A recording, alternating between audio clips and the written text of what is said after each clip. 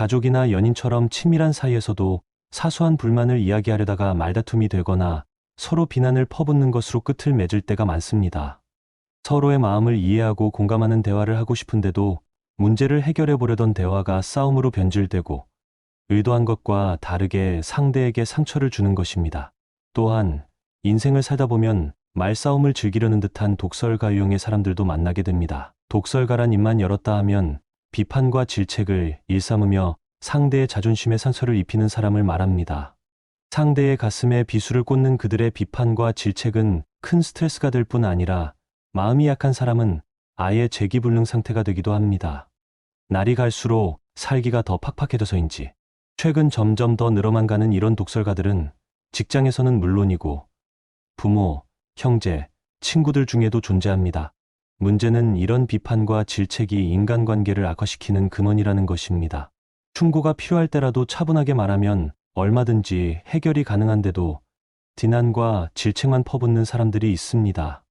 오늘은 이와 같이 언쟁이 생겼을 때 싸우지 않고 대처하는 방법에 대해 준비했습니다. 원하는 것을 분명히 알고 솔직하게 전달한다. 원하는 것을 상대에게 분명히 밝히는 것이 쉬울 것 같지만 결코 그렇지 않습니다.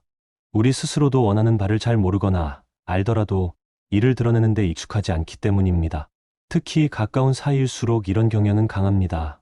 즉, 많은 사람들이 이처럼 자신의 욕구를 슬쩍 암시하거나 여러 가지 방법으로 에둘러서 표현할 뿐 자신의 의사를 솔직하게 말하지 못하면서도 상대방이 그 욕구를 무시하거나 들어주지 않으면 화를 내거나 비난을 퍼붓습니다. 하지만 아무리 가까운 사이라도 말하지 않으면 알 수가 없습니다. 그러므로 자신이 원하는 바를 솔직하게 전달하도록 해야 합니다. 그래야 쓸데없는 감정 싸움에 에너지를 쏟지 않고 그 에너지를 해결책을 찾는 데 집중할 수 있습니다. 상대를 있는 그대로 받아들여라. 정리정돈이 잘 된 깔끔한 상태를 편안해하는 사람이 있는가 하면 주변이 좀 어수선해도 괜찮은 사람도 있습니다. 이것은 옳고 그름의 문제가 아니라 선호도의 차이일 뿐입니다. 그런데도 우리는 흔히 자신이 좋아하지 않거나 자신의 가치관과 맞지 않는다는 이유로 다른 사람의 행동을 나쁘거나 틀렸다고 하는 경우가 많습니다. 예를 들어 아내나 남편이 더 많은 애정을 원하면 의존적이고 애정이 결핍된 사람이라고 판단하고 반대로 자신이 더 많은 애정을 원할 때 기대한 만큼 채워주지 않으면 상대를 냉정한 사람이라고 판단해버립니다.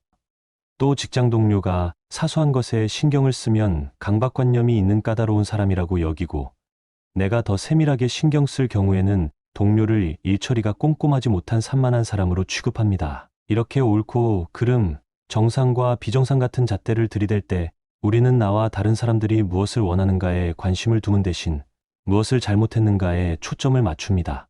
그리고 그 때문에 대화는 누가 옳은가를 둘러싼 투쟁이 되어버리곤 합니다. 이 싸움에서는 누군가 반드시 상처를 입게 되어 있습니다. 하지만 우리가 승자가 되기 위해 대화하는 것은 아닙니다.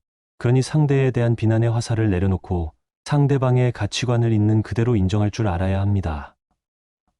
대화도 습관이다. 자꾸만 상처를 주는 말을 반복하다 보면 대화 패턴으로 굳어지게 됩니다. 그래서 사소한 자극에도 발끈해서 대꾸하게 됩니다. 하지만 우리는 상대가 내 마음을 알아줄 때, 또 내가 상대방의 마음을 이해할 때 무엇과도 비교할 수 없는 충만감을 느낍니다. 대화가 주는 기쁨이란 바로 이런 것입니다. 그러니 더 이상 말로 상처를 주지 말아야 합니다. 자신에게 솔직해지고 상대에게 당신의 입장을 허심탄회하게 말하도록 노력해야 합니다. 그것이야말로 원하는 것을 얻으면서 좋은 관계를 유지하는 전략입니다. 함부로 비판하지도 말고 쉽게 칭찬하지도 마라. 원만한 인간관계를 만들어 나가고 싶거나 어긋난 인간관계를 개선하기 위해서는 무엇보다도 상대에 대한 비판을 삼가는 것이 중요합니다. 이 원칙만 잘 지키면 상대를 인정하는 일 자체는 어렵지 않습니다. 비판하지 않는 것이 몸에 배면 상대를 인정하는 일도 자연스럽게 할 수 있기 때문입니다. 단, 상대를 인정할 때 조심해야 할 것이 있습니다. 그것은 함부로 비판하는 것도 삼가해야 하지만 쉽게 칭찬하는 것도 주의해야 한다는 것입니다. 요즘은 칭찬은 고래도 춤추게 한다 라는 말도 있듯이 덮어놓고 칭찬하는 경향이 있는데 그렇다고 대단치도 않은 일을 가지고 시도 때도 없이 칭찬을 하는 것은 자칫 상대에게 불쾌한 기분이 들게 할 수 있기 때문입니다. 상대를 인정한다는 것은 곧 상대를 칭찬하거나 상대의 의견에 동의하는 것이 아니라 상대의 감정을 받아들인다는 것이 핵심입니다. 감정을 충분히 담은 말로 상대를 인정하라. 상대를 인정하는 것을 칭찬하는 것으로 알고 있는 사람이 많습니다. 칭찬은 분명 인정이지만 칭찬하지 않고도 얼마든지 상대를 인정하는 것이 가능합니다. 이렇게 칭찬하지 않고도 상대를 인정할 때는 감정을 충분히 담아서 말하는 것이 요령입니다. 반복해서 말하지만 인정은 칭찬이나 동의가 아니라 상대의 감정을 존중하고 받아들이는 것입니다. 따라서 모든 대화는 인정에서 시작하되 반드시 칭찬하거나 동의할 필요가 없다는 핵심을 알면 누구나 원활한 커뮤니케이션을 할 수 있습니다. 차분하게 오래 버티면서 맞서라. 흔히 화를 내며 질책하거나 고압적인 태도를 보이는 사람은 상사나 고객인 경우가 많습니다. 이런 상대의 질책에 말씀이 좀 지나치십니다. 혹은 전 그렇게 생각하지 않습니다. 라고 반론하면 상대는 더 크게 화를 낼 게 분명합니다. 따라서 이런 경우에는 먼저 정중한 태도로 그 말씀이 맞습니다. 죄송합니다. 라고 상대의 말을 인정하는 것이 좋습니다. 그 후에 격앙됐던 상대가 감정을 가라앉히면 이때를 놓치지 말고 그 말씀이 맞는데 사실은 이런저런 사정이 있어서요. 라고 말하면 상대는 이미 감정의 세계에서 이성의 세계로 옮겨간 데다 자신이 하고 싶은 만큼 화내고 호통친 것이 미안해서 부드럽게 받아들여줄 가능성이 높아집니다. 즉, 상대가 감정의 세계에서 벗어날 때까지 차분하게 인정하는 말을 하면서 지구전으로 가는 것이 능숙하게 질책당하는 방법입니다. 이런 요령을 모르면 불에 기름을 붓는 격이어서 10분이면 끝날 질책이 몇 시간씩 이어질 수 있습니다. 질책은 꼭 필요할 때만 하되 세심한 배려가 뒤따라야 한다. 비판하고 질책하고 트집을 잡고 시시콜콜 잔소리를 하고 협박하는 강압적 통제가 인간관계를 악화시키는 것은 말할 나위가 없습니다. 하지만 강압적 통제를 하더라도 상대를 인정하는 말을 곁들이면 살벌해질 수도 있는 상황을 어느 정도 누그러뜨릴 수 있습니다. 예를 들면 자네는 이보다 훨씬 더 잘할 수 있지 않나 라거나 왜 실력을 안 보여주는 거야 라고 말하는 것입니다. 이런 질책에는 상대도 크게 상처받지 않을 것입니다. 오히려 기분이 우쭐해질 수도 있습니다. 이 말은 질책인 동시에 상대를 인정하는 말이기 때문입니다. 단, 아무리 상대를 인정한다는 보호막을 쳤어도 질책을 당하면 마음에 상처를 입게 마련이므로 질책은 꼭 필요한 순간에만 온화하고 차분하게 하는 것이 좋습니다. 겸손한 태도로 상대의 진정 어린 마음을 이끌어내라. 만일 하루에도 몇 번씩 거침없이 비난을 내뱉는 상사에게 그런 식으로 비난하는 것은 옳지 못합니다. 라고 따지고 들면 수그러들기는커녕 더 거세게 공격해 올 게 분명합니다. 이럴 때 대처법은 첫째, 상대가 상사이니 질책을 들어도 묵묵히 참는 것입니다. 하지만 무조건 참고 견디다 보면 갈등이 더 심해져 엄청난 스트레스로 고통받을 게 분명합니다. 두 번째는 무조건 그 말씀이 맞습니다. 라고 말하는 것입니다. 단, 이 경우 빈정대는 것처럼 들리면 비난이 되니 주의해야 합니다. 세 번째 방법은 자신을 낮추듯이 말하는 것입니다. 겸손한 태도를 보이는 사람에겐 상사도 더 이상 질책을 계속하기가 어려울 터이기 때문입니다. 겸손한 태도로 인정하는 태도에는 상대의 진정 어린 마음을 이끌어내는 힘이 있을 뿐 아니라 자신을 스트레스로부터 지켜내는 효과도 있습니다.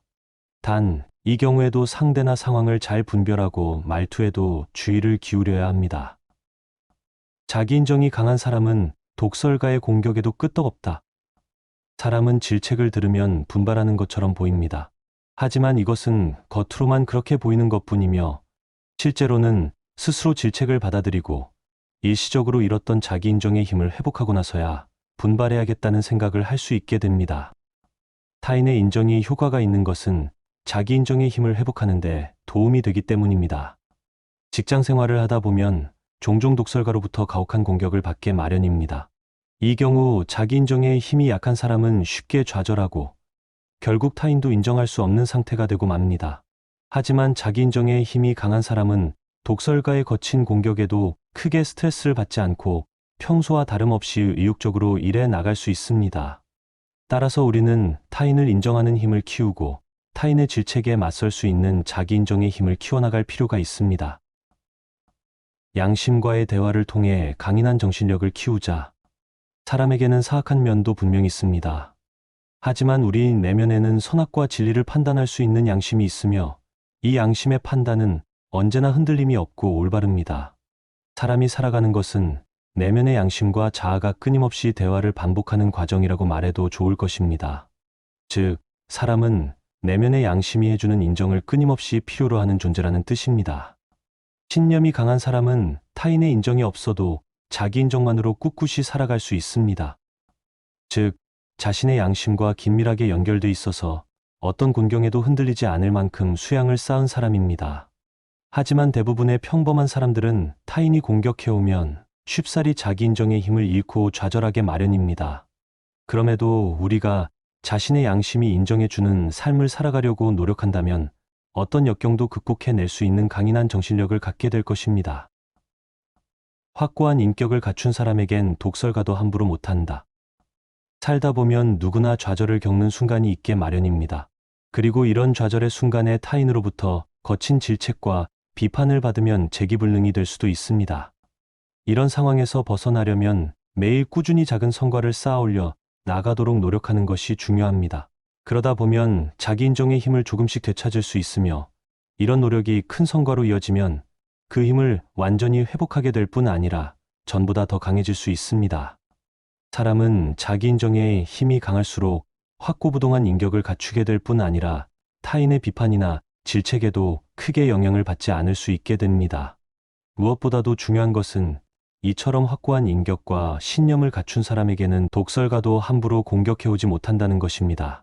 따라서 독설가와 인간관계 및 커뮤니케이션을 개선하는 과정은 궁극적으로 자신의 인격과 신념을 완성시키는 과정이라고도 볼 수 있습니다. 영상 시청해 주셔서 감사합니다. 구독과 좋아요는 제작에 큰 힘이 됩니다.